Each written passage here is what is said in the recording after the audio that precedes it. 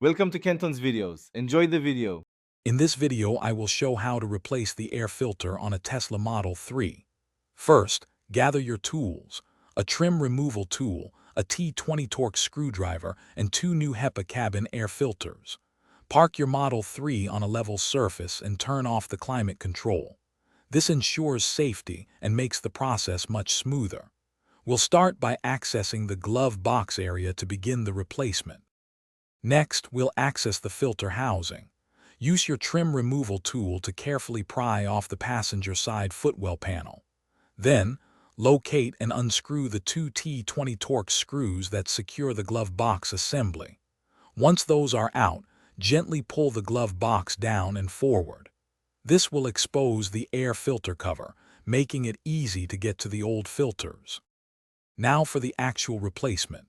Unclip the air filter housing cover and carefully slide out the two old filters. Pay close attention to the airflow direction arrows on them. Your new HEPA filters also have these arrows. Insert the first new filter, making sure its arrow points towards the front of the car.